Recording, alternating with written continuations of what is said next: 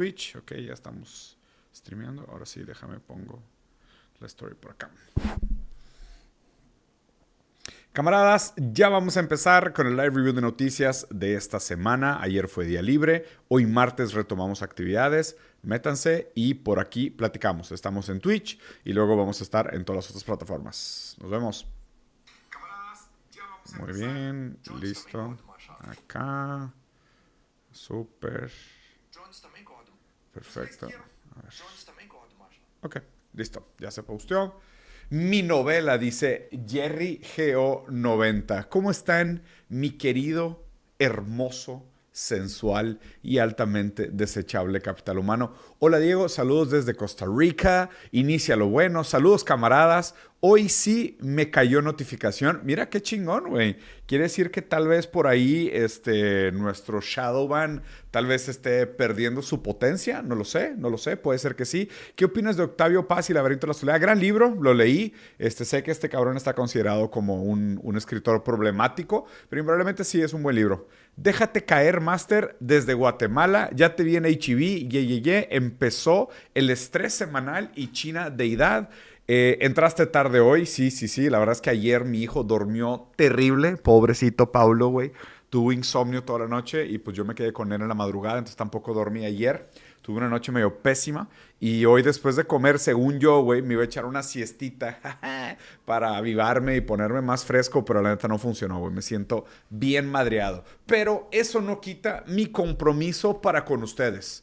Aquí estoy cumpliendo con mi responsabilidad como comunicador y creador de contenido, dadas las circunstancias y la cantidad de estupideces que sucedieron la semana pasada. Yo no puedo dar el lujo de echarme una siesta en la tarde mientras el mundo está como está, camaradas. No puedo. Ahora no. Dormiré cuando esté muerto. Cuando esté muerto y ya no puedo hacer absolutamente nada al respecto de que hay escándalos de sexo oral entre presidentes en la Casa Blanca. En ese momento tendré que rodar en mi tumba de forma de manifestación de impotencia.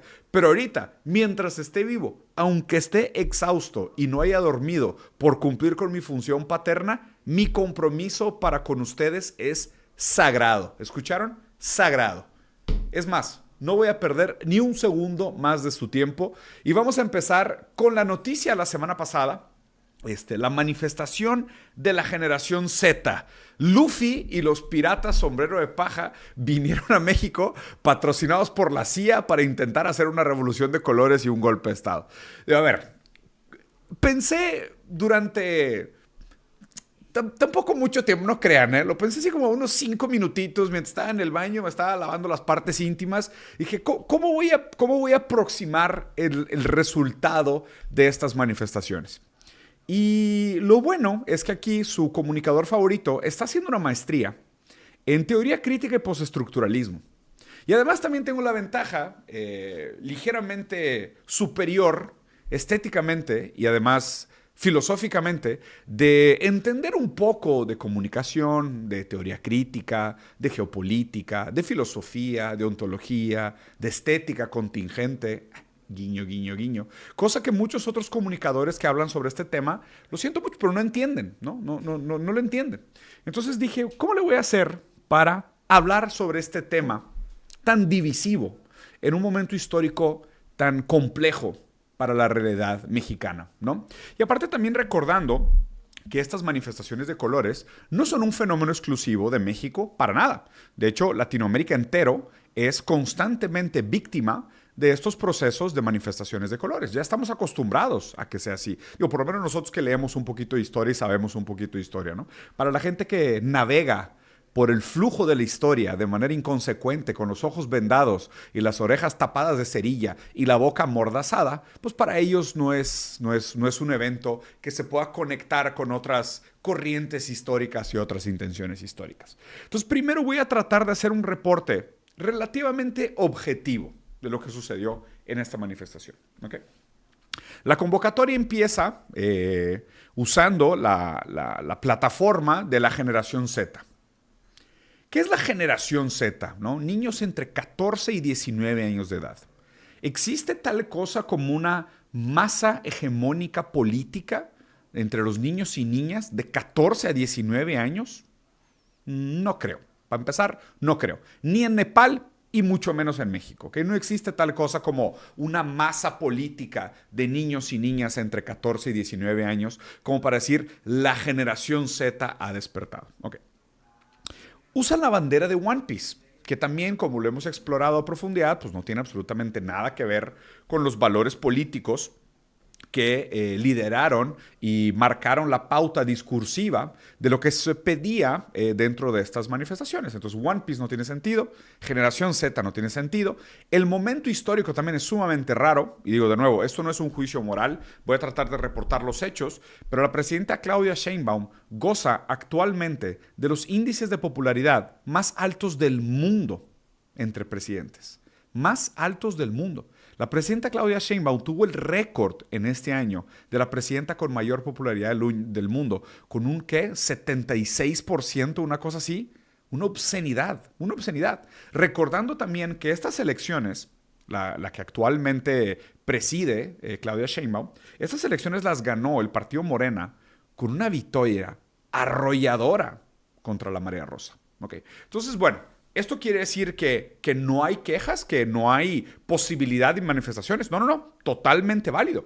Por supuesto que hay gente que tiene descontentos sumamente legítimos sobre la manera en cómo se ejerce la política en el país. Digo, a final de cuentas vivimos todavía en un país donde prolifera la lógica del capital, donde el liberalismo como metamodo de producción dominante a nivel global es el que determina a grandes rasgos las condiciones de vida de la mayoría de la población mexicana. Entonces, por supuesto, hay muchísimo descontento. Además, el Estado, como aquel viejo arcaico modelo que arrastramos desde hace siglos, pues tiene sus vicios y sus problemas. Entonces, por supuesto, claro que hay gente con quejas, ¿no?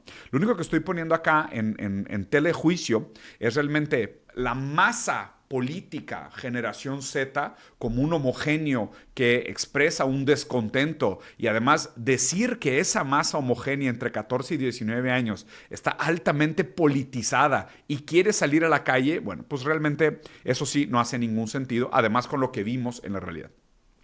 ¿Quiénes sí estaban en la realidad en esta marcha de la Generación Z en la Ciudad de México principalmente? Bueno, pues esto sobra decirles, hay más que suficientes videos y evidencias. Los que sí estaban en la calle durante esta manifestación de la Generación Z, pues eran señores y señoras de 60 años, muchos de ellos votantes del PRI y del PAN, que de nuevo, o sea, no es una condena, o sea, me parece perfectamente normal que personas de partidos de oposición quieran salir a la calle a hacer manifestaciones, y claro, unas figuras ahí, pues que te dejan entender qué tipo de manifestación era, ¿no? Digo, claro que siempre hay los extremos dentro de la manifestación y quiero pensar que a grandes rasgos la manifestación pudo ser en su mayoría una demostración pacífica de descontento contra la política, pero por supuesto que hay outliers, ¿no? Y esto pues es normal, o sea, de la misma manera que en otras manifestaciones en el pasado han habido formas violentas de protesta, pues en esta también lo hubo, ¿no? Pero lo que llama atención aquí son algunas de estas fotos que vimos que son bastante sincrónicas con la lógica de las revoluciones de colores. Primero, una persona con una bandera de Luffy y una camisa nazi. Okay. No sé si han escuchado este chiste, pero si tú estás en una mesa con 10 personas y una de ellas es un nazi, tú estás en una mesa con 10 nazis. Porque nadie se sentaría en una mesa a cenar con un nazi que tuviera una camisa con una suástica del partido alemán. ¿Okay? Eso no es normal. Entonces, si en tu manifestación hay nazis, pues tu manifestación es por lo menos simpatizante de la ideología nazi, ¿ok? Lo cual no debería permitirse. Carnal, si tú estás en una manifestación, lo que sea que estés defendiendo, no me importa, aunque estés defendiendo el libre mercado, pero si tú volteas hacia al lado de ti hay un vato con una camisa nazi, lo primero que tienes que hacer es agarrarlo a madrazos, hablar a la policía y sacarlo de ahí. Lo primero que tienes que hacer, ¿ok? No hay manera de que lo toleres. Si lo toleras, ahí el problema es tuyo también. Entonces recuerden eso. Si tú estás en una cena y son 10 personas y una de ellas es un nazi, tú estás en una cena con 10 nazis. Es normal. Lo otro que es muy común de manifestaciones de colores, de estas revoluciones de colores, son mensajes en inglés. Okay. ¿Por qué los mensajes en inglés? Ayúdanos Estados Unidos, ayúdanos tío Trump, haz intervención extranjera. Yo lo he dicho más que suficientes veces, ¿no? Cualquier persona que pida intervención extranjera de Estados Unidos en su país es un traidor a la patria y debería ser legalmente procesado como tal, como ya lo hacen una serie de países serios alrededor del mundo, y espero que México lo empiece a hacer muy pronto. Pero cuando empiezan a poner estas banderitas y estos pedidos de ayuda para que Estados Unidos haga intervención en el país, también lo que tienen que pensar ustedes es que en estas revoluciones de colores lo que se hace es que se crea contenido para los canales de tele en Estados Unidos. Para así después, cuando quieran o necesiten justificar algún tipo de intervención en el país, puedan usar estas imágenes que el público estadounidense sí va a entender para decir, ya ven, en México la gente se está volviendo loca, están hartas del gobierno, justifica un golpe de Estado porque hay banderas de gente pidiendo help me USA, please Trump, save us from whatever, ¿no? Bueno, los otros que están acá, la neta, esto pues es pura misoginia y un poco de pensamiento bastante rancio. O sea, ya cuando hablan de la presidencia y ponen estas figuras mexicanas, que la verdad es que si no los conocen, son un placer que no los conozcan, pero este tipo de frases en la puerta de una presidenta, también hablando de un país que tiene un problema de misoginia y de machismo profundo. Profundo. El hecho de que diga esto en la puerta del Palacio Nacional me parece sumamente vergonzoso. Pero bueno, en fin, estas son las personas que sí fueron a la manifestación, ¿no? No tanto la generación Z, niños y niñas, entre 14 y 19 años, que les gusta One Piece y que usan la filosofía de sombrero de paja para hacer activismo político. En datos, en números, ¿okay? Como para justificar y medir esto, se dice que en la Ciudad de México fueron cerca de 17,000 asistentes, lo cual, digo, para que lo pongan en contraste, en febrero del 2023, 90,000 personas fueron a la Plaza Pública de México a manifestarse en contra de la reforma electoral, ¿okay? Que también fue una manifestación en contra de Morena. En esta manifestación contra la reforma electoral fueron 90,000 personas. En esta manifestación de la generación Z, en el mismo lugar, fueron 17,000. ¿Okay? Una manifestación mucho más pequeña. Otra cosa, digo, recordando lo que decía en la puerta del Palacio, el Día Internacional de la Mujer, el 8 de marzo, registró 200,000 manifestantes en la marcha del 8M. ¿Okay? Esta sí es una manifestación grande. Para que la pongan en contraste, diga acá realmente fueron 17,000 personas. Pero lo que sí fue muy interesante es que, por ejemplo, en la matanza de Tlatelolco el 2 de octubre, en total habían 10,000 participantes y el número de heridos fueron 96. ¿Okay? Estamos hablando de Tlatelolco el 2 de octubre, una de las manifestaciones más violentas de la historia de México. Mientras que en la generación Z fueron 100 heridos. 100 heridos para una manifestación de 17,000 personas. Entonces, nada más en términos de valores absolutos, fue una manifestación relativamente pequeña comparada con otras manifestaciones, inclusive de la oposición, también recordando que Morena llega al poder en México después de décadas de manifestaciones en contra de la dictadura del PRIAN. ¿Okay? Entonces, esta manifestación de la generación Z, la verdad es que fue bastante pequeña, pero sí fue desproporcionalmente violenta comparada con otras manifestaciones del pasado. Esto nada más para que ustedes tengan como una fotografía de qué fue esta manifestación. Ahora, por otro lado, esto estamos hablando del mundo real, de la materialidad, ¿ok? Es número de personas, número de víctimas, comparado con diferentes manifestaciones en tal. Pero lo que sí me parece sumamente interesante es que en redes sociales, los últimos 2 meses de actividad sobre la manifestación de la generación Z fue fabricado por 8 millones de bots. Después de una investigación con el análisis de la inteligencia artificial, se logró llegar al número de que se usaron 8 millones de bots en plataformas de redes sociales, bots colombianos, argentinos y españoles, para fomentar el discurso y crear la narrativa sobre el supuesto tamaño de la manifestación de la generación Z. Nada nuevo, aquí la verdad es que yo creo que esto tampoco debería ser sorpresa de nadie. Tiene mucho tiempo que operan así las revoluciones de colores en Estados Unidos. Desde que saben que las redes sociales son el campo de batalla político de esta generación, pues es normal que exista mucho esfuerzo y mucha, obviamente, inversión por parte de los agentes políticos por detrás de esto para que estas cosas parezcan mucho más grandes de lo que realmente son, ¿no? Entonces, quédense con estos valores absolutos. En la Ciudad de México estamos hablando de 17,000 personas. no llenaron ni el Zócalo, fue relativamente violenta, 100 víctimas para una manifestación relativamente pequeña, y lo que sí fue muy grande fue el ruido de redes sociales, 8 millones de votos. De nuevo, y creo que esto ya se los había dicho antes, pero invariablemente siempre es importante recordarlo, Twitter no es una representación fidedigna del termómetro político de tu país. No importa en qué país estés, no importa en qué país vivas, Twitter no es bajo ningún criterio un termómetro político de lo que está pasando en tu país. No le creas a los trending topics, no le creas a los retweets, al número de likes, a los posts, no le creas a los influencers políticos que se la viven haciendo ruido en Twitter, no les creas nada. Si me tienen que incluir en esa lista, inclúyanme por favor. No le hagan caso al barullo de redes sociales, porque ahí no está la vida política. La vida política está en las condiciones materiales de la mayoría que habitan en una sociedad en un determinado momento histórico. Lo que sí me parece interesante es que esta misma porquería Mira, si se fijan, por todos lados esta cosa huele como un tipo de primavera árabe, ¿ok? Que fue, al mismo tiempo surgieron de manera orgánica, espontánea, movimientos democráticos en el mundo árabe, prácticamente todos ellos fondeados por Estados Unidos para desarticular países que estaban buscando la soberanía de sus países, ¿ok? Entonces, huele a primavera árabe. Lo de Nepal... Una disculpa para la gente que cree que fue un movimiento genuino, pero definitivamente hay manita de Estados Unidos por detrás porque está demasiado cerca de la frontera con China y a Estados Unidos le interesa desestabilizar esa región. Lo de México, por todos lados, apesta a revolución de colores. Además, también que muchos de los actores políticos orgánicos que están por detrás es gente de oposición que está vinculada a la Red Atlas, a Fundación Atlas, a los hermanos Koch, a lana de fracking de Texas y a dinero de la CIA, ¿no? Y pues además también son actores políticos que, como no tienen alternativa para su supervivencia más que la oposición, pues se van a plantear como títeres a la venta para los intereses de Estados Unidos. Y ahora salió este güey, probablemente ustedes no lo conozcan, pero este payaso se llama Kim Kataguiri y es un político brasileño.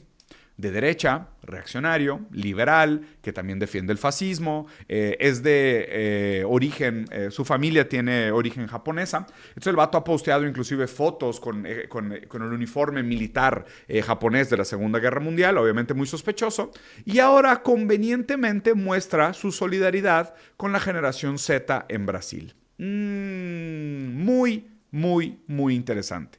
Y la cereza arriba del pastel... Después de que pasa esta manifestación de colores o este intento de manifestación de colores en México, el presidente Trump vuelve a plantear la posibilidad de atacar a los cárteles mexicanos para detener el narcotráfico hacia su país. Bueno, y aquí se vuelven a conectar todas las líneas, ¿no? Yo ya les había comentado esto, la frase que lo explica muy bien es... no es porque tienes un problema de terrorismo o narcotráfico que Estados Unidos te quiere invadir. Como Estados Unidos te quiere invadir, Estados Unidos te inventa un problema de terrorismo y narcotráfico, ¿no?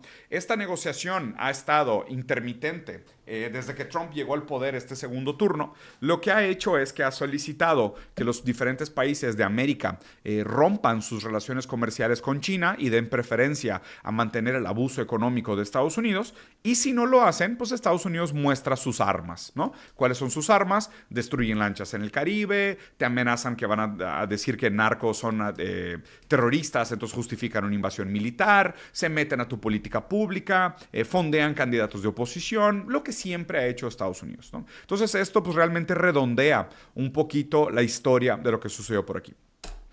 Pero les quiero hacer una reflexión más sobre esta manifestación de colores, esta generación Z.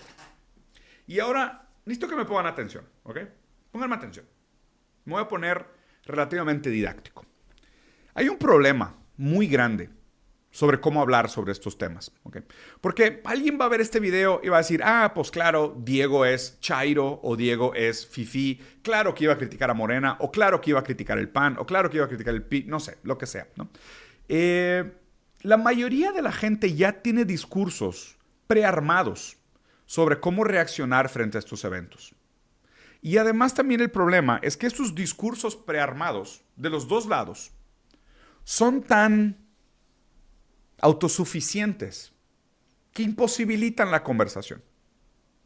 Pasa esta manifestación Entonces, un lado dice que, bueno, es que hay manifestaciones buenas y hay manifestaciones malas, y seleccionan los elementos, atributos, eventos y personas para justificar su narrativa. Del otro lado hacen exactamente lo mismo, ¿no? Hay represión buena y hay represión mala, dependiendo a quién estén reprimiendo. Me gusta esa represión o no me gusta esa represión.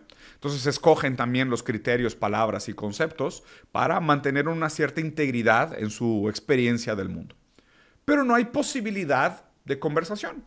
O sea, no hay una posibilidad de interacción entre las narrativas, ¿no?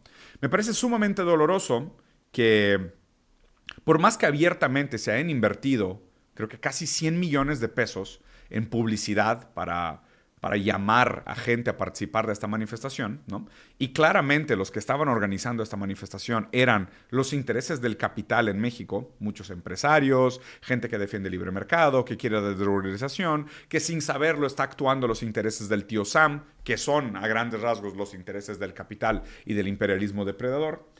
Pero igual te topas que en la manifestación sí habían algunos chavos orgánicos, inclusive a lo mejor sí, arriesgaré, algunos de generación Z, que estaban ahí pensando que era su oportunidad de hacer una manifestación y hacer un cambio político en su país, sin saber que aunque estaban ejerciendo orgánicamente sus intereses políticos a través de la manifestación y el disconfort, pues estaban haciendo volumen, ruido y desmadre en una manifestación que estaba ideológicamente secuestrada por intereses extranjeros. ¿Okay? Lo complicado de esto es que existen como dos cadenas significantes, la de izquierda y derecha. Y recuerden que a mí me caga tanto la izquierda como la derecha, porque ambas son liberales y ninguna de las dos tiene un proyecto político. Yo por eso soy comunista, porque el comunismo sí tiene un proyecto político muy claro.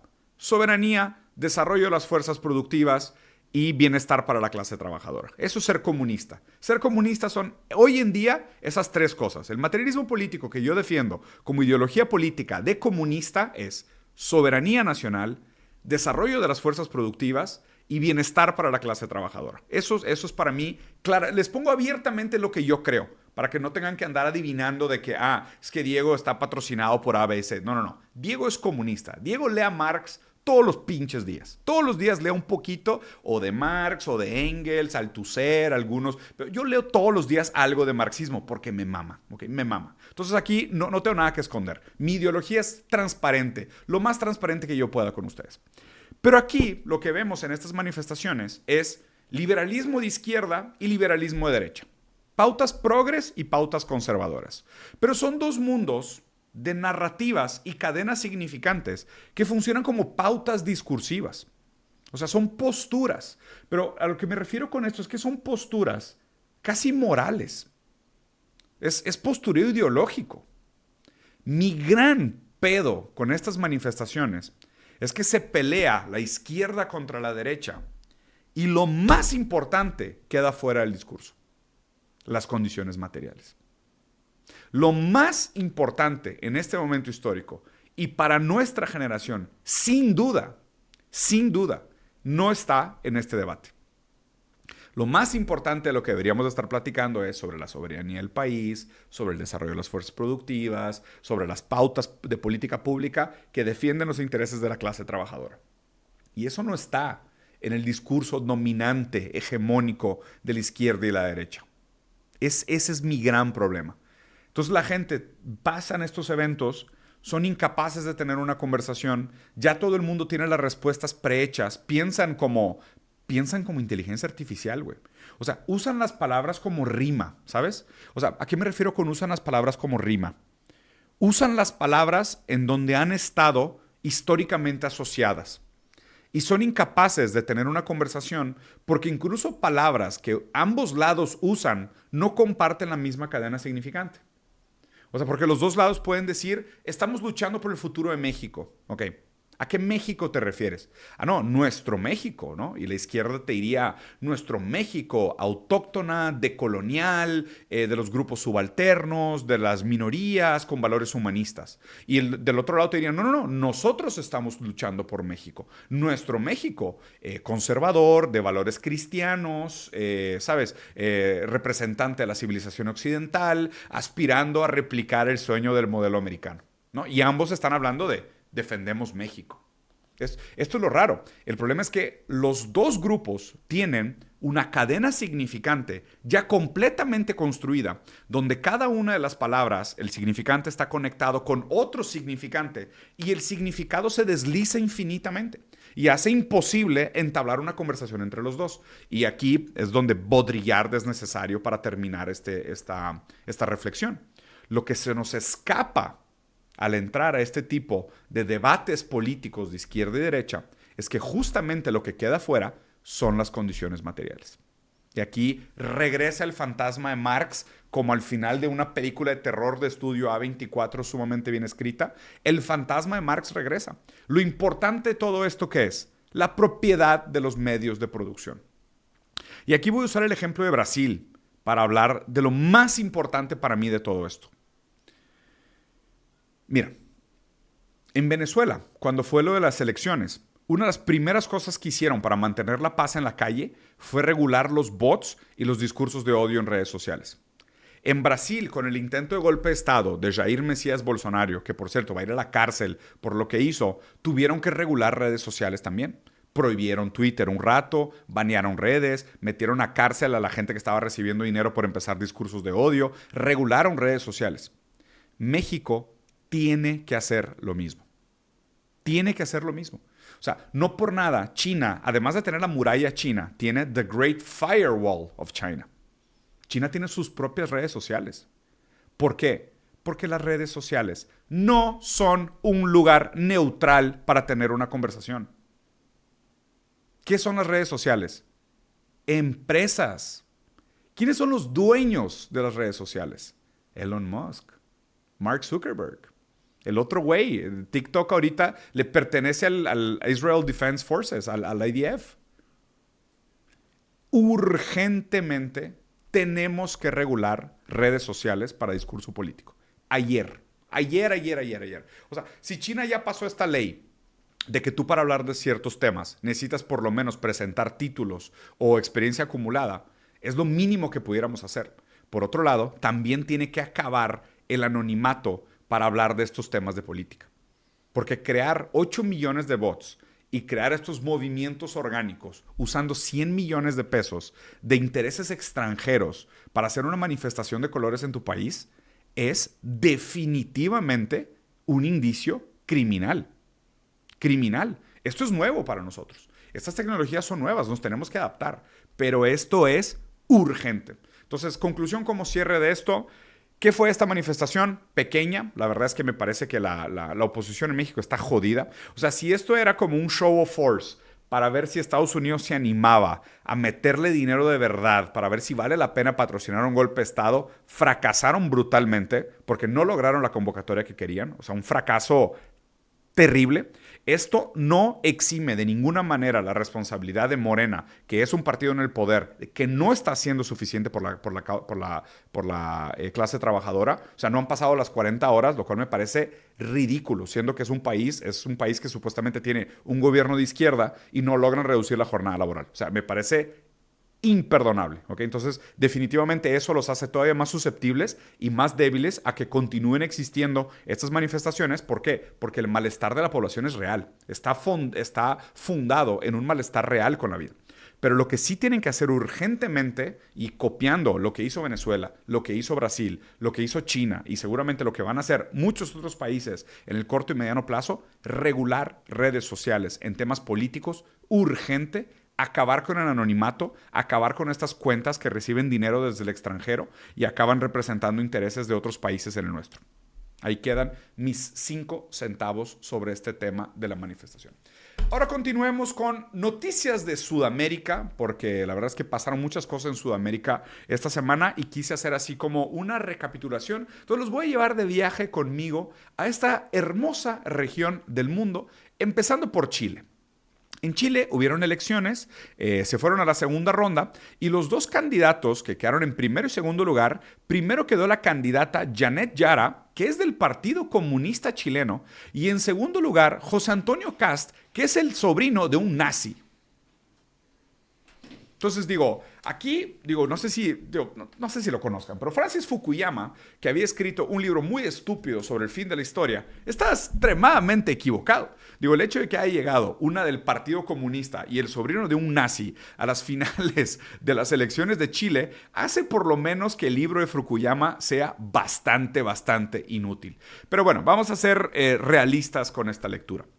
Me encantaría, como comunista oficial, como un cabrón que tiene banderitas, suéteres, todos los libros de Marx firmados, tarjetitas de béisbol de todos los comunistas famosos del postestructuralismo, me encantaría decirles realmente que la candidata Janet Jara es una representante del comunismo, pero no lo es. A lo mucho, así, forzada la mano, es una socialdemócrata, ¿vale? O sea, a ver, es de la misma fibra ideológica que Boric. Condenan Cuba, condenan Venezuela, condenan Corea del Norte. O sea, para ellos el comunismo es reformismo, trotskista, capitalismo consciente. No. O sea, no. Se los digo yo como comunista de verdad, me disculpan, pero Janet Jara no es comunista. O sea, yo he visto más que suficientes declaraciones de sus posturas geopolíticas y no, para nada es una comunista. Okay.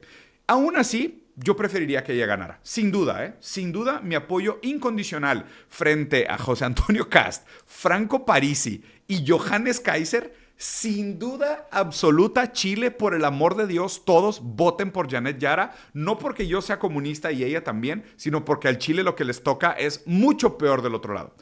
Pero siendo sinceros, las posibilidades de que gane en una segunda vuelta son muy bajas. ¿Por qué?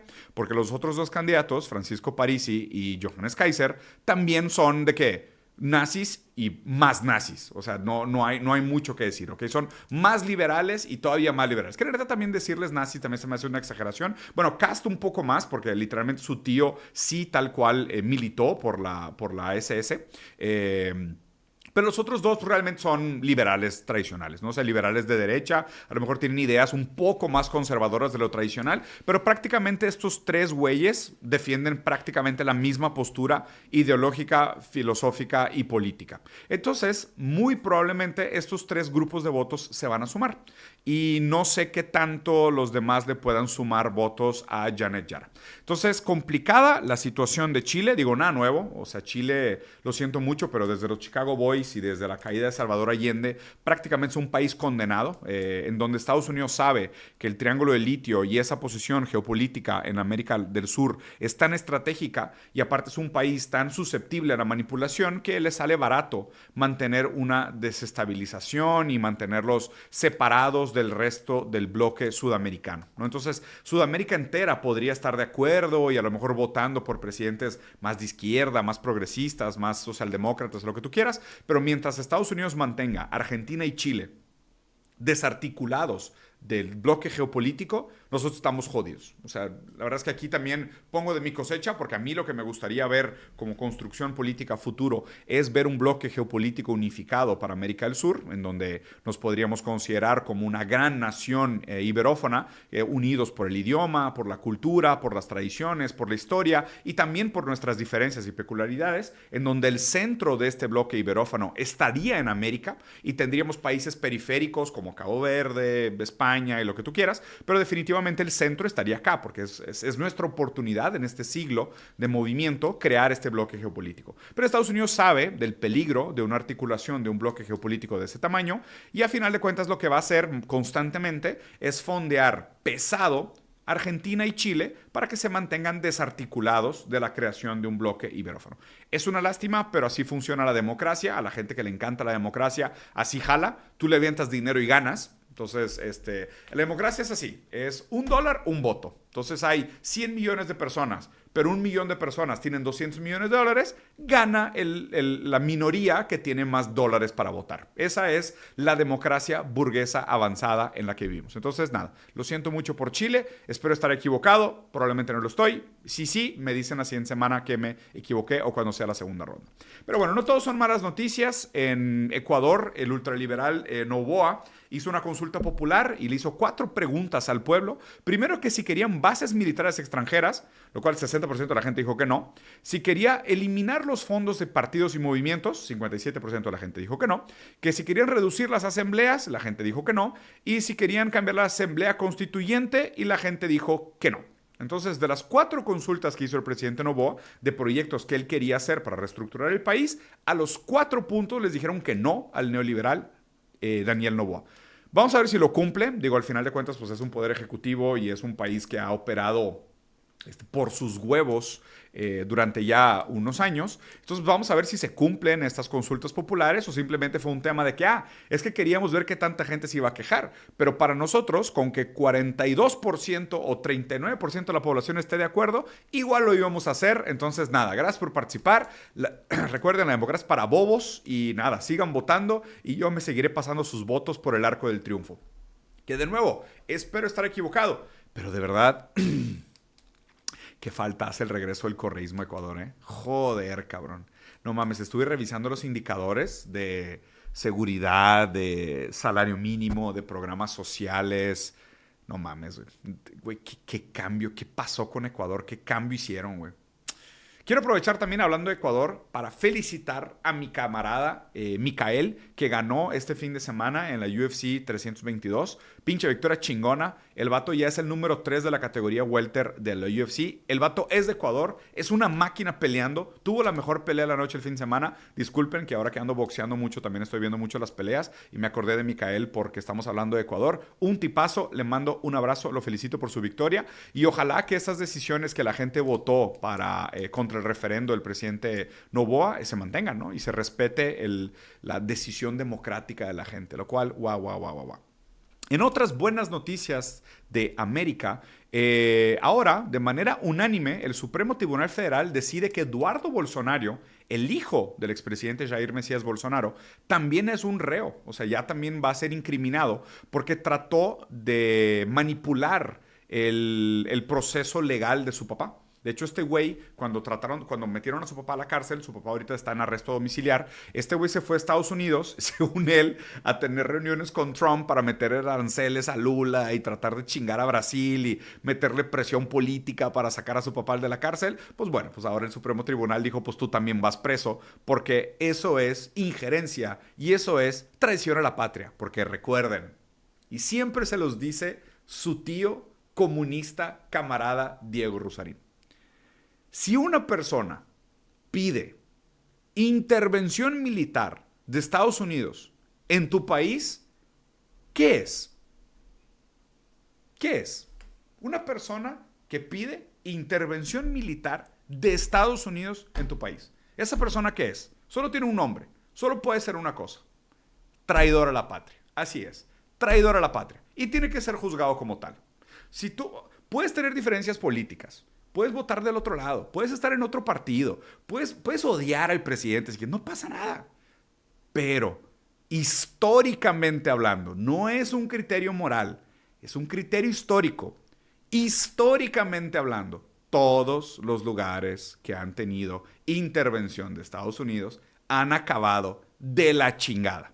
De la chingada. Estados Unidos, al país que se mete, deja un desmadre, destruye todo, matan cientos de miles, si no es que millones de personas inocentes civiles, deja un desmadre, deja a los países en la miseria, endeudados de por vida y luego todavía llegan como buitres a cobrar por la reconstrucción. Entonces, esto no es un criterio moral, es un criterio histórico.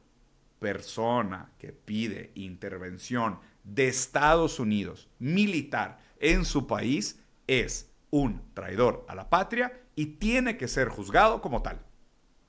Listo. Criterios históricos, no morales. Históricos, no morales. Continuando con las buenas noticias, esta la neta es que me dio bastante gusto. La semana pasada les hablé que aquí en el estado de Nuevo León estaban haciendo unas políticas públicas nuevas para proteger a las madres cuidadoras. Y esto sinceramente creo que se les hace poco ruido y deberíamos de prestarle más atención.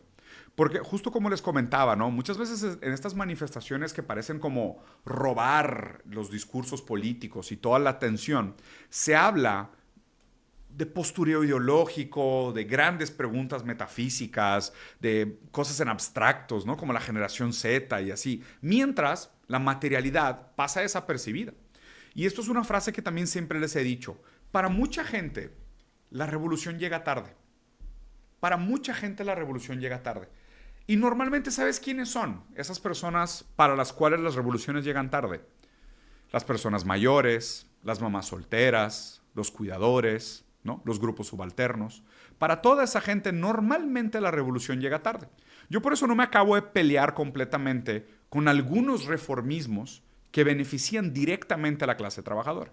Y esto la verdad es que me pareció una cosa muy coqueta, se hizo muy viral esta noticia aquí en el estado de Nuevo León, y ahora resulta que si tú eres deudor alimentario, o sea, si eres papá de un niño que no reconociste y te divorciaste o abandonaste el hogar y no pagas tus responsabilidades, pues ahora no solo serás exhibido, o sea, vas a estar en una lista donde todo el mundo va a saber que eres un papá negligente, sino que además estás bloqueado de hacer trámites oficiales, lo cual me parece perfectamente racional. Es como, a ver, si no cumples con tus funciones sociales, pues no deberías de gozar de los derechos de la participación de una sociedad. Y si es abiertamente sabido, el caso ya está resuelto, hay más que suficiente evidencia para decir, oye, si es tu hijo, está comprobado por DNA, ya está determinado que tienes que hacer un pago mensual, por lo menos para la alimentación y la vida digna de un niño que tú participaste en su procreación, pues güey, por lo menos tienes que quedar bloqueado de participar de la vida civil. O sea, claro, hay casos que ameritan cárcel inclusive, pero por lo menos para empezar es de que, oye, cabrón, paga tus pinches responsabilidades. Entonces, este tipo de cosas es lo que pusiera yo en contraste con los grandes discursos ideológicos de las manifestaciones de la generación Z, la libertad, ¿no? Que es como que, güey, no lo pueden ni definir. No lo pueden ni definir.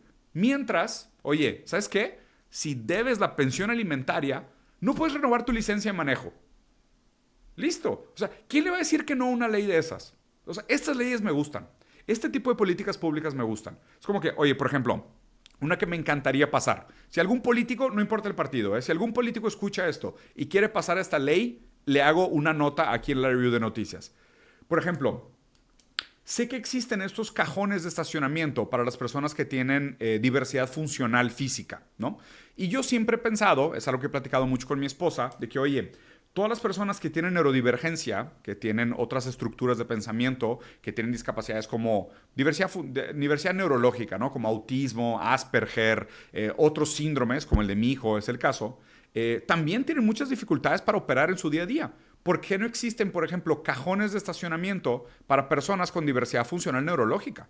No es como que pueden compartir ese mismo cajón de estacionamiento para las personas que tienen discapacidades físicas, porque es mucha gente compitiendo por esos mismos cajones. O sea, esos lugares mejorarían la calidad de vida de los papás, los cuidadores y los niños con neurodiversidad brutalmente. Son cosas relativamente simples de resolver. Pero a veces se nos olvidan estas cosas que son del día a día porque nos perdemos en los grandes discursos ideológicos, ¿no? De la metafísica de la libertad, la metafísica del sujeto. Entonces, nada. Bueno, alguien hizo el comentario por ahí. Roxana Kramer toca estos temas. Muy cierto. Roxana Kramer, le mando un abrazo afectivo, una amiga muy querida. Y es verdad, ella le da este enfoque bastante como del día a día, de la simplicidad, de la materialidad de estos temas que es importante que no olvidemos. Y conectando con el tema de Bolsonaro, que les decía que su hijo se fue a Estados Unidos, supuestamente a negociar la libertad de su papá y a pedirle a Estados Unidos. Imagínate. El hijo del expresidente de Brasil fue con Trump a pedirle que le pudiera sanciones a Brasil. O sea, no mames. Si por eso no acabas condenando a esa persona como traidora a la patria, o sea, ¿para qué sirve tu constitución, güey? ¿Para qué sirve tu soberanía? No puedes permitir que un ciudadano de tu país use su propia maquinaria ideológica para justificar sanciones económicas que, recuerden, son armas de destrucción masiva. Las sanciones económicas y los bloqueos son armas de destrucción masivas económicas. Les enseñé un estudio, no lo olviden. Van 37 millones de muertos en los últimos 40 años solo por sanciones económicas. Estados Unidos ha matado más gente con sanciones económicas que con sus bombas atómicas. Y le hacemos mucho pedo a las bombas atómicas, pero lo que mata son las sanciones económicas. Entonces, si alguien va a pedir sanciones económicas a Estados Unidos, porque prácticamente es el único país que las usa como arma, esa persona es un traidor a la patria. Entonces, totalmente de acuerdo con Brasil que tienen que meter al hijo del expresidente a la cárcel también, sin duda. Pero lo más chingón de todo esto, que me encantó, fue que ahora Trump dijo de que, oye, ¿sabes qué? Café, carne, banana y azaí já não pagam tarifas. Ah, que delícia! Um açaí com uma bananinha, uma picanha, tomar um cafezinho. Delícia sem tarifas. Muy bien. Lo mismo pasó con Colombia. Trump decidió quitarle las tarifas a algunos productos específicos de Colombia. Primero porque se están dando cuenta que esto de las tarifas no funciona.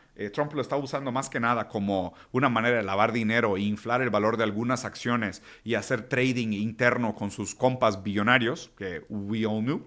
Y además también esto le presentó una oportunidad estratégica geopolítica muy interesante a China de comprar ese exceso de producción y todavía afiancar más las relaciones económicas que tenía con los países de América del Sur. Y además también Trump estaba pagando muy caro porque se estaban incrementando los costos de los bienes de consumo del día a día del pueblo norteamericano y eso pues iba a tener un costo social muy alto. Entonces, en general, una victoria para Brasil, un fracaso para la familia de Jair Messias Bolsonaro. Y es importante recordar cómo estas pequeñas cosas que a veces pasan desapercibidas tienen un gran impacto en nuestra vida. Bueno, continuando en cómo me dueles Argentina. O, ¿qué otro nombre sería? Argentina, paraíso libertario. Ponzi Duende, especialista en crecimiento económico con y sin dinero. ¡Qué belleza! ¡Qué belleza! Vamos a ver aquí unos espécimens rarísimos, hermosos, pobres de derecha, que defienden la bota que los pisan. Vamos a ver aquí un poco la lógica del libertario promedio argentino, que yo siento que es como un fenómeno que tiene que ser estudiado en laboratorios con microscópicos cuánticos para tratar de identificar en qué momento un pobre puede defender el capital. Porque recuerden, el capitalismo, el libre mercado, es una ideología para pobres y para pendejos. No hay de otra. No hay de otra. Recuérdenlo, lo escucharon aquí con su tío comunista Diego Rusarín. El libre mercado es una ideología exclusivamente defendida por los pobres y por los pendejos. Los ricos saben que tienen que chupar de la teta del Estado. Los ricos saben que necesitan del Estado para defender sus títulos de propiedad, para defender la propiedad privada de los medios de producción, para detener el crecimiento del comunismo como una alternativa al metamodo de producción capitalista. El libre mercado es una ideología exclusivamente para pobres y para idiotas. Entonces vamos a escuchar aquí un par de pobres idiotas defendiendo el libre mercado desde abajo de la bota que los entrevista. ¿Tu situación? Actualmente mi situación se da, llego a fin de mes, pero por el hecho de que comparto gastos en mi casa con mi familia. Hasta hace poco tiempo estuve viviendo en zona este, alquilando y demás, pagando expensas, alquilando, pagando servicios y no. ¿Te tuviste que mudar? Me tuve que mudar. Para achicar gastos. Sí. A veces yo tenía vehículo propio, personal, lo tuve que vender. ¿Hace cuánto que vendiste? Más o menos hará unos 3 meses por ahí. Bueno. Sí, porque ya no me daba el hecho de... Era un vehículo antiguo que no me requería muchísimos gastos, pero nada, lo tuve que vender entre patentes, entre seguro, un peaje, cargar combustible y demás. De alguna manera tenía que achicarme. Ya me estaba limitando prácticamente a no usarlo, así que lo tuve que vender. Y bueno, por cosas de la vida después tuve que dejar ese departamento y me volví ahora a Lomas de Zamora, donde vivo actualmente, y nada. Llegamos a fin de mes por el hecho de que compartimos gastos, pero en una vida, digamos, en pareja o alquilando y demás, imposible. Cero capacidad de ahorro o cosas básicas como salir a tomar una cerveza, ponele, uno las tiene que empezar a restringir por el hecho de que eso, las birras o 2 kilos de milanesa. Claro, entonces... ¿Trabajas en relación de dependencia? Sí. ¿Cuánto cobras para llegar a fin de mes o para colaborar en lo que es los gastos de Y familia? actualmente más o menos estaré cobrando más o menos 1.300.000 pesos por ahí. ¿Y te sigue pareciendo, digamos, no llegas a ahorrar con eso? Sé que la realidad es que me parece que mi sueldo podría ser más. Me parece que en la común, por las cosas que veo en gente como ustedes que están haciendo esto, veo que están muchas veces por debajo y la verdad que no entiendo cómo hace. La gente hace un malabares tremendo para poder hacerlo, qué sé yo. Espero que la gente consiga laburo, que les paguen lo que corresponde y poder adaptar la vida, poder tenerla lo más cómoda posible, qué sé yo. Por último, ¿en las últimas elecciones fuiste a votar? Fui a votar. ¿Apoyaste la propuesta del gobierno de Javier Milei? Sí, lo apoyé. Tengo muchas dudas igual, pero sí lo apoyé. ¿Cómo está tu situación? Ok, resumen de nuestro pobre idiota. Tenía departamento propio, ya no lo tiene porque no puede pagar la renta, entonces regresó a vivir con su mamá. Tenía carro, ya no tiene, lo tuvo que vender para poder sobrevivir. Tiene que decidir entre tomar cervezas o comer milanesas. Pero cuando fue a votar, votó por Milei. Claro. ¿Me pasas el libro que está ahí, el de la filosofía de los filósofos y el amor? Híjole, me parece de verdad increíble que una persona pueda tomar esas decisiones en su vida. Les quiero leer esta frase porque creo que le queda. A ver, déjame ver dónde está. Es André Breton, no es esta. Lo dice, ¿quién lo dice? Lo dice Kafka, ya me acordé. Está justo aquí. ¿Dónde está? ¿Kafka? No. Deme un segundo.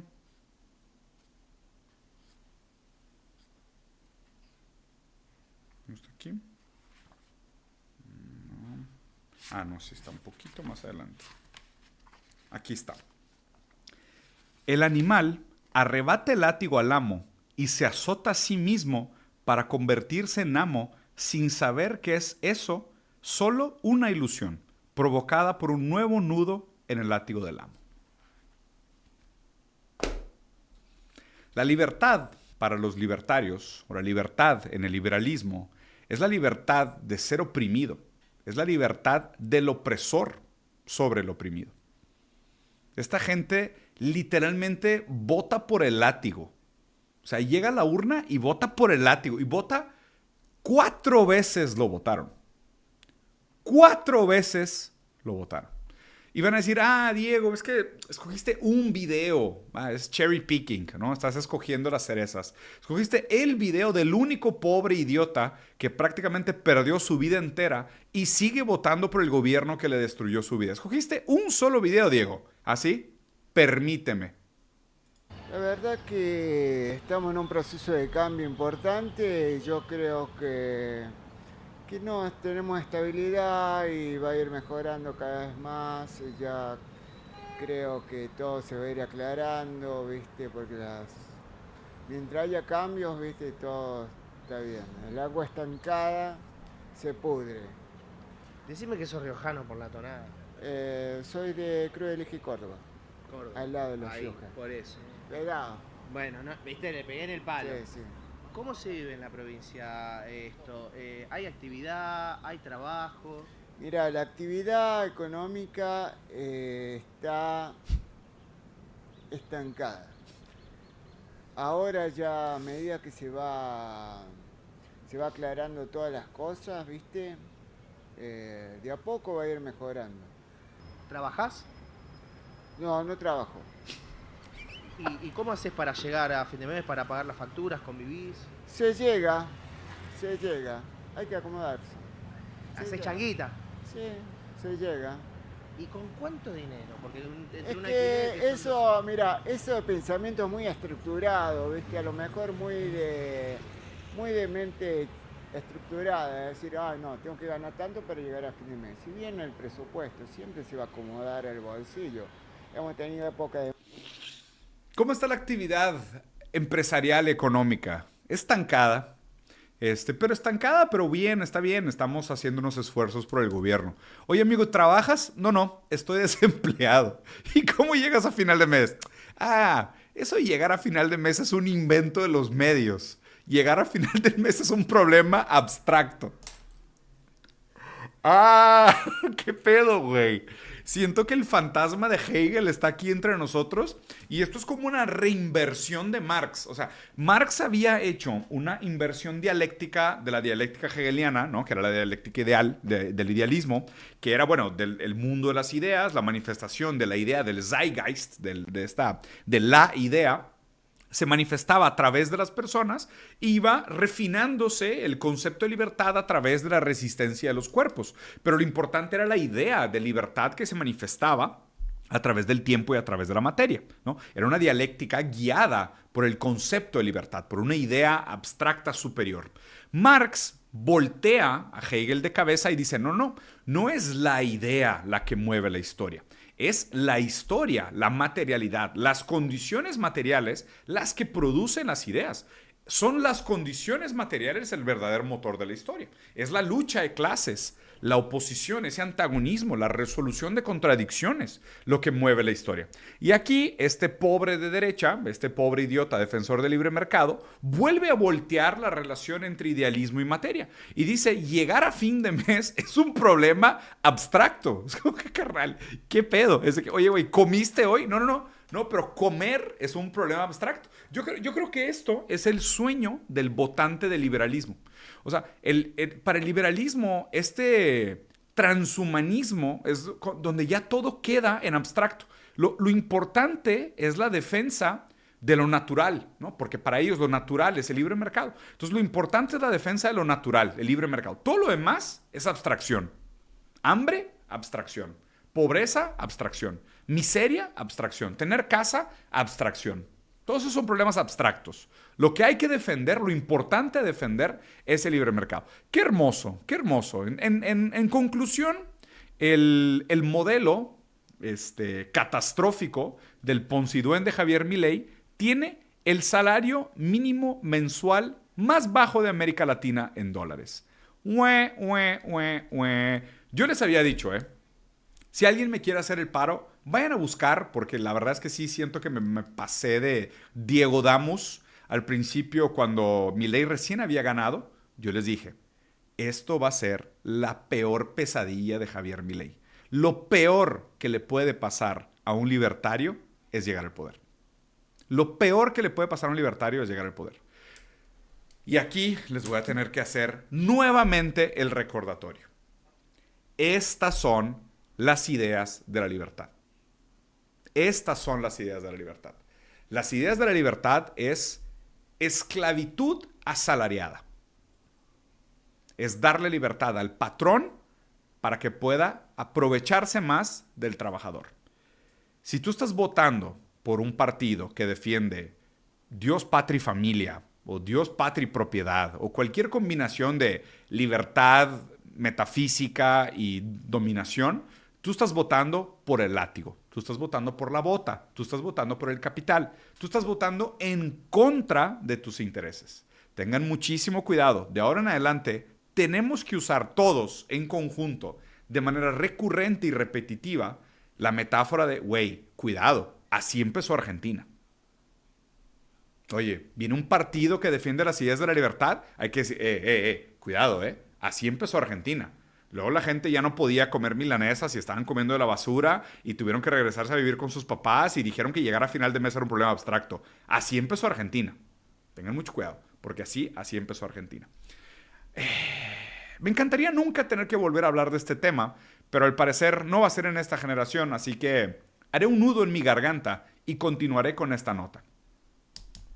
En X, esta plataforma fétida, que es como escribir con excremento en el baño público de una gasolinera en la carretera interestatal en 2 estados donde domina el narcotráfico, Twitter acaba de cambiar una de sus políticas y dice que ahora ya no hay traducción digital inmediata de los tweets en hebreo.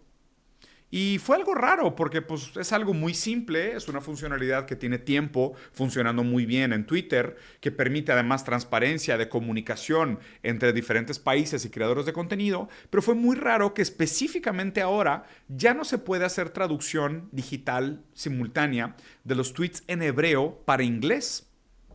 Justo en este momento histórico. ¿Por qué será? ¿Por qué será? ¿Por qué será?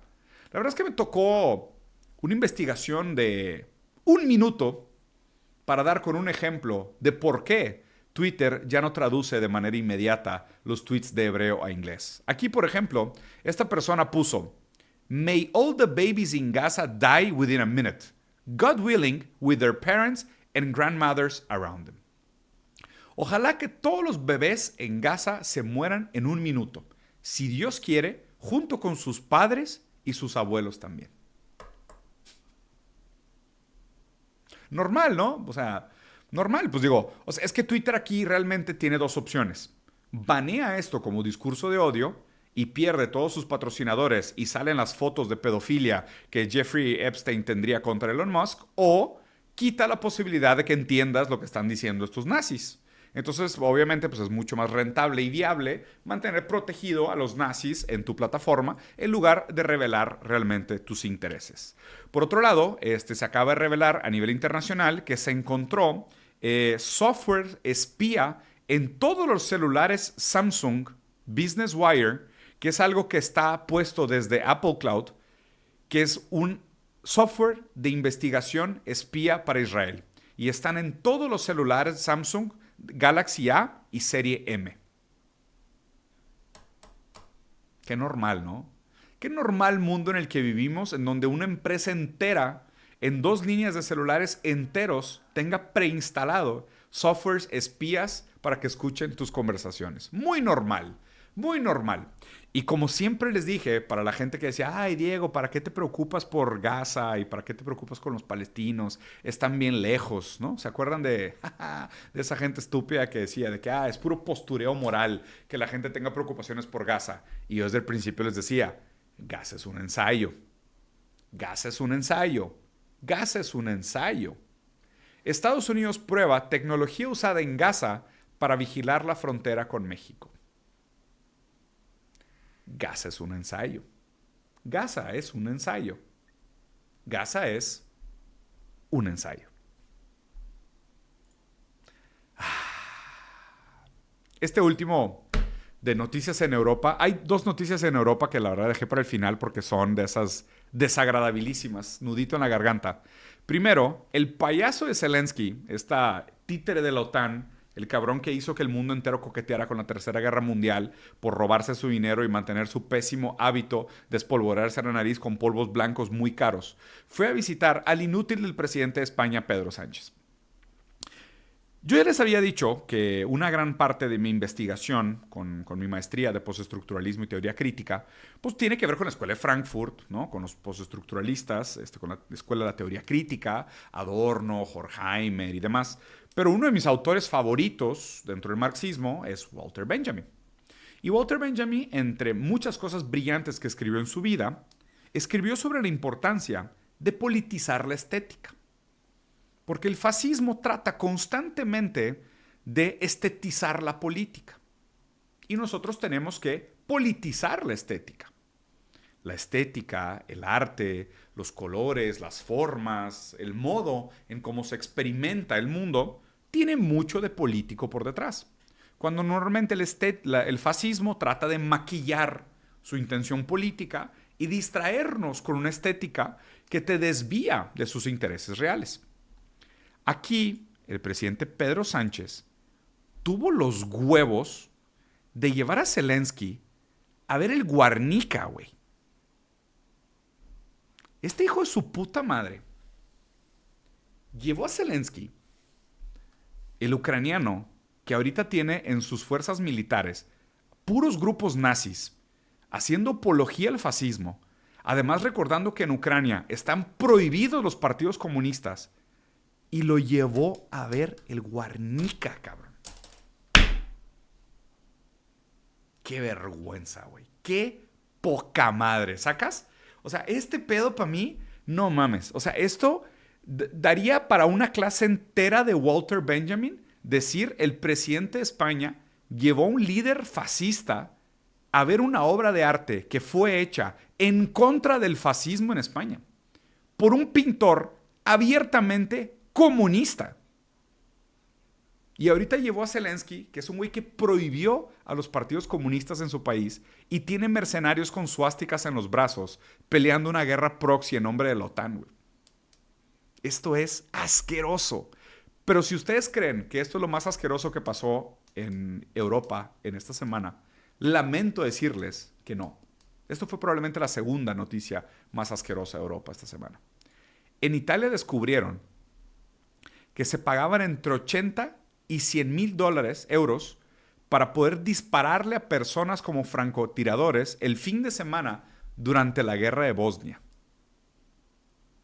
La Fiscalía de Milán busca a los presuntos participantes italianos por crímenes que, debido a su gravedad, no prescriben. Esta gente, durante el sufrimiento del pueblo de Bosnia, recordando también que hay mano de Estados Unidos ahí, pagaban entre 80 y 100 mil dólares para jugar como francotiradores y cazar personas. No mames, qué asco. Qué asco, güey. O sea, qué bueno que este tipo de crímenes no prescriban, o sea, que este tipo de crímenes sean eternamente juzgables, porque creo que es el mismo tipo de cosas que debería pasar, por ejemplo, con el genocidio del pueblo palestino. O sea, no debería de prescribir y debería de quedar un estigma histórico contra este tipo de brutalidad humana. O sea, este tipo de dolor, este tipo de violencia, no se nos puede olvidar. O sea, no puede ser algo que, ya pasó mucho tiempo, ¿no? Movámonos. No. Este tipo de cosas no puede dejar pasar. Hay unas deudas históricas que no deberíamos de olvidar. Y hablando de deudas históricas que no deberíamos de olvidar, la actual primera ministra de Japón, la nueva, esta Sanae Takaishi, la que salió bailando con Trump aquí, ¿no? YMCA, se aventó unos comentarios, iba a decir desafortunados, pero no es que no creo que sean desafortunados, muy estúpidos, muy peligrosos sobre Taiwán.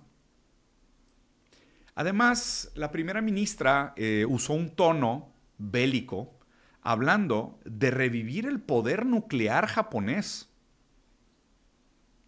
trayendo de regreso como una nostalgia de nuevo fascista.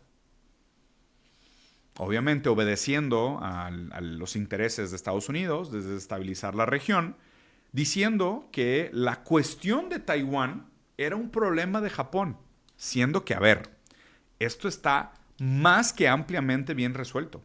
Taiwán es China. No hay un problema entre Taiwán y China. Taiwán es un territorio china. La manera en cómo los dos modelos de gobierno van a ir operando los próximos años y van a buscar o no su integración o cómo van a colaborar y demás, es un problema entre chinos, porque son chinos. Recordando también que Japón durante décadas tuvo una invasión militar brutal en Taiwán, en donde cortaban cabezas de chinos para hacer competencias de usos de katanas.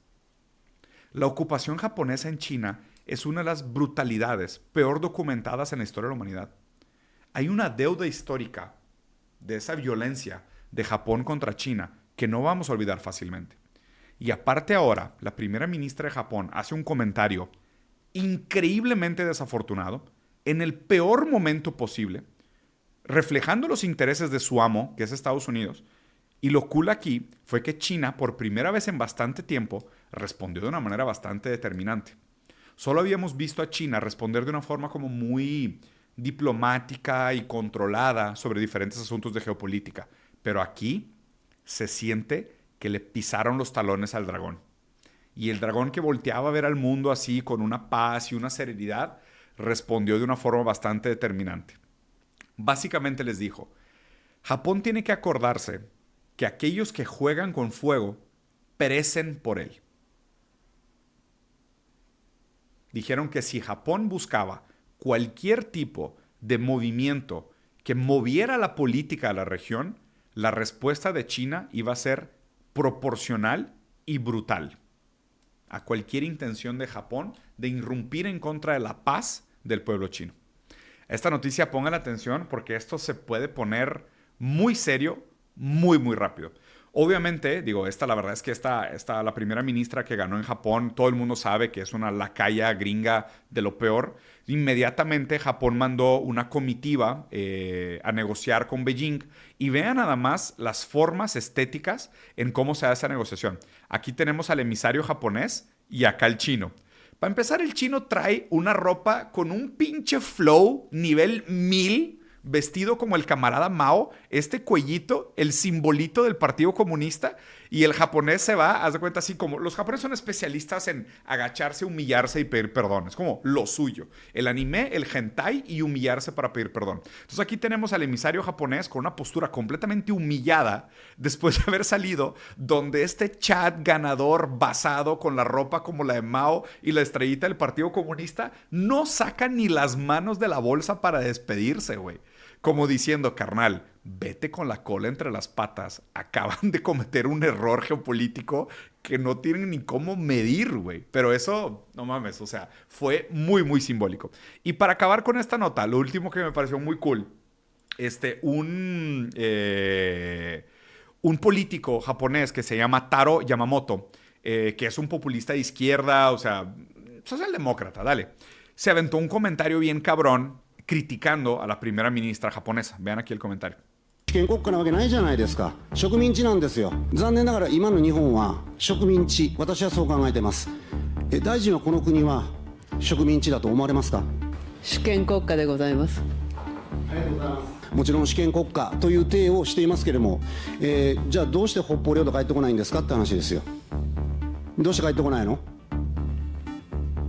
北方領土返した後にそこに米軍が置かれるということを懸念したロシア側が返さないわけでしょ。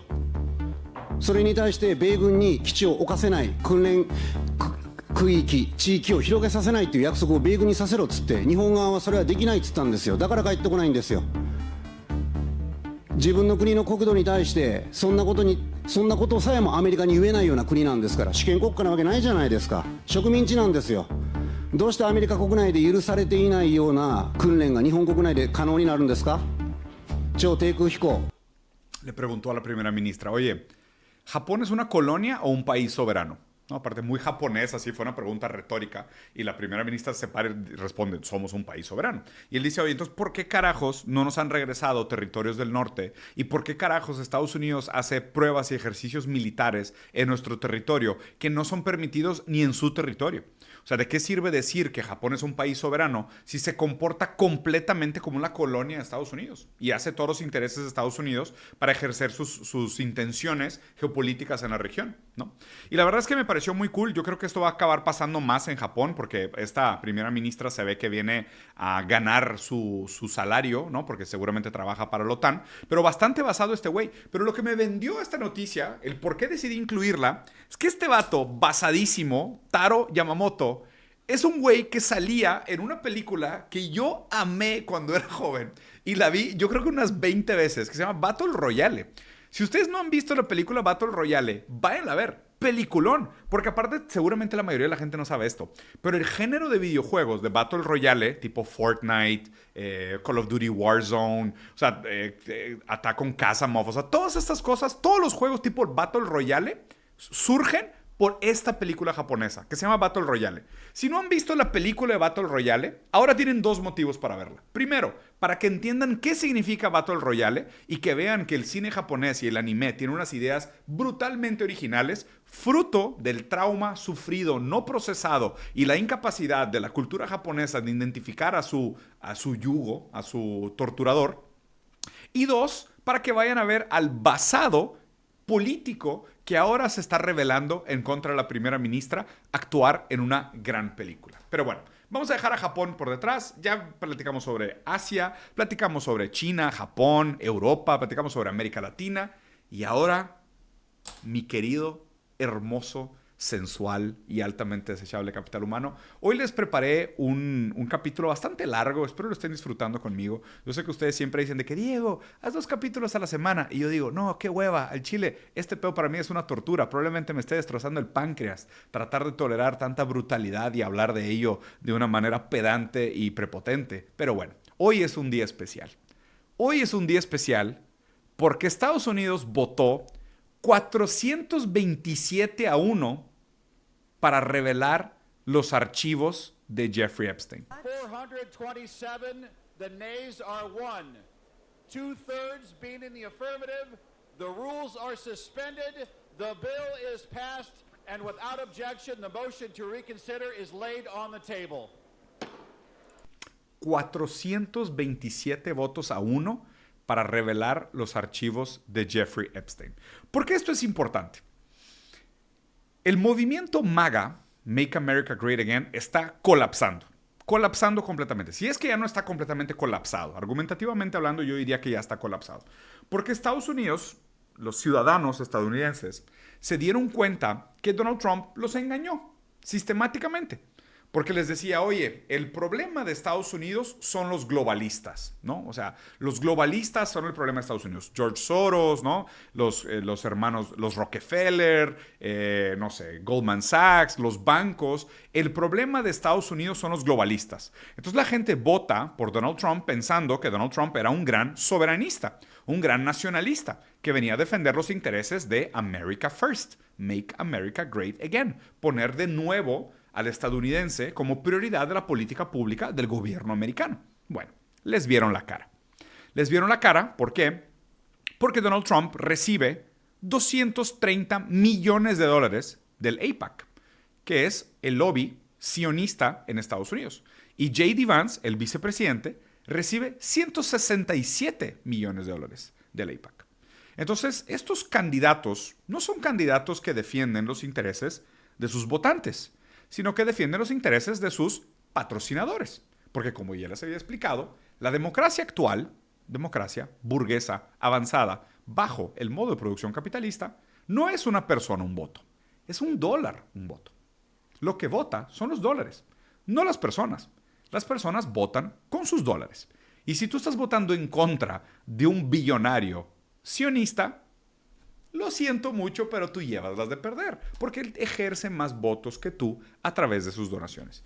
Y se enfrentan a candidatos tanto republicanos como demócratas, como es el caso de Thomas Massie o Marjorie Taylor Greene, que presentan propuestas en el Senado de decir que, oye, se nos hace una mamada que estos güeyes que llegaron a los puestos de poder supuestamente representando los intereses de la población de Estados Unidos, ahora lo único que hacen es mandar dinero a Israel para cometer un genocidio contra los niños de Gaza y de Palestina en general. Entonces, el movimiento MAGA, el movimiento republicano, está colapsado.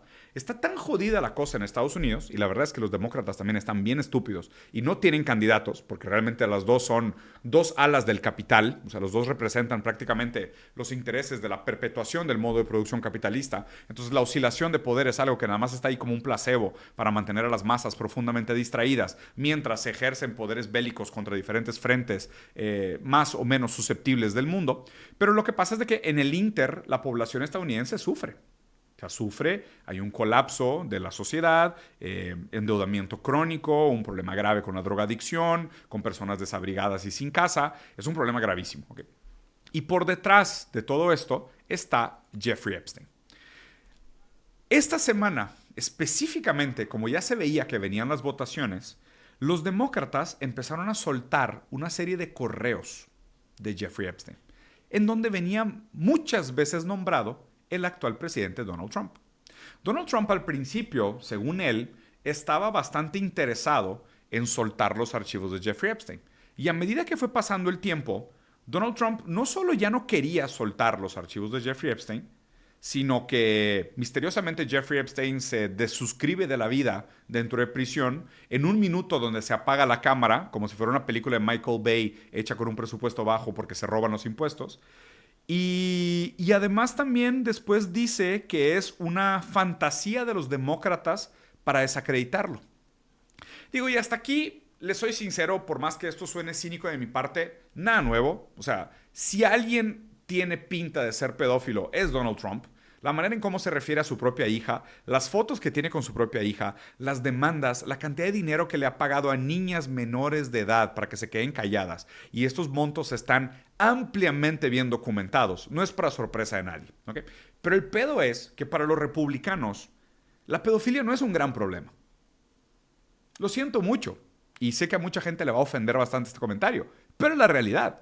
Para muchos republicanos no es un gran problema. Están acostumbrados a los curas pederastas, al abuso que se ejerce de manera crónica, usando el aparato de la religión para abusar de los niños con falta de privilegios. Entonces no es tan mal visto como quisiéramos, ¿no? el abuso contra menores de edad dentro de los republicanos.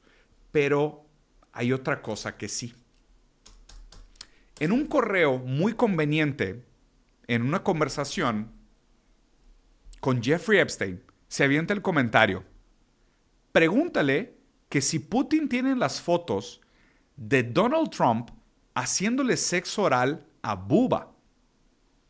Y la persona le contesta: puede ser que la tenga. Sí, mi chico Donnie haría un remake de la película Get Hard. Ah, te refieres a Donnie T.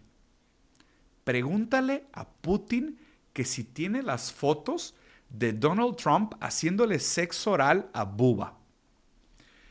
Obviamente esto me dio, para variar, un dolor gigantesco en el trapecio. Así, inmediatamente calambre en el trapecio. Empecé así, su puta madre. Otra vez me va a pasar otra chinga. ¿Por qué, güey? ¿Por qué el maldito materialismo histórico siempre tiene razón? Güey, perdonen. Tengo un calambre aquí. Tengo un calambre justo aquí. ¿Lo pueden ver? ¿Pueden ver ahí? ¡Qué dolor! ¡Qué dolor! Yo siempre les decía, ese baile de Donald Trump, que parece que estuviera masturbando 2 penes en su boca, era bastante sospechoso. El que su canción favorita fuera YMCA también era bastante sospechoso. Y ahora con estos correos de, oye, ¿tú crees que Putin tenga las fotos de Donald Trump haciéndole sexo oral a Bubba? Pues los hilos se conectan de manera espontánea. Híjole, y lo más grave de todo esto, güey. Hay 2 posibilidades de quién es Bubba. O sea, quién es el receptor del sexo oral de Donald Trump. La palabra clave y el apodo clave de Bill Clinton es Bubba. ¿Ok? Jeffrey Epstein, de manera crónica, se refiere a Bill Clinton como Bubba. Eso ya sería terriblemente chistoso. Terriblemente chistoso. Pero bueno, hay otra posibilidad. Hay otro Bubba que aparece bastante también en los correos de Jeffrey Epstein. El caballo favorito de Ghislaine Maxwell. El caballo favorito de la esposa de Jeffrey Epstein también se llama Bubba. Existe una gran posibilidad de que nunca veamos esas fotos y de que nunca se valide esta teoría. Yo, en lo particular, ya estoy lo suficientemente contento de que exista esta teoría. O sea, la propia existencia de esta teoría, para mí, ya me da un poco de felicidad. O sea, ya me hace feliz. ¿Por qué? Porque históricamente nos da la razón, camaradas. Todas las veces que nos burlamos de Donald Trump con su baile doble masturbatorio, ahora viene a comprobarse, como siempre, dándole la razón al psicoanálisis, a Freud, a Lacan, a Badiou, a Zizek y toda la gente que dice, el psicoanálisis es una pseudociencia. Y ahí tienes a Trump crónicamente haciendo el baile doble masturbatorio, ¿ok? Como una gran proyección de su síntoma y su capacidad de represión, ¿ok? Y de repente el psicoanálisis vuelve a tener la razón, el materialismo histórico vuelve a tener razón y su tío camarada comunista Diego Rusarín vuelve a tener razón. Y nada más para celebrar, les voy a poner este breve videíto de un discurso de Trump donde si pones atención, pon atención, pueden haber indicios de lo que hoy nos estamos enterando como hecho. Vean esto. A ver si lo captan. Es muy sutil. A ver si lo captan.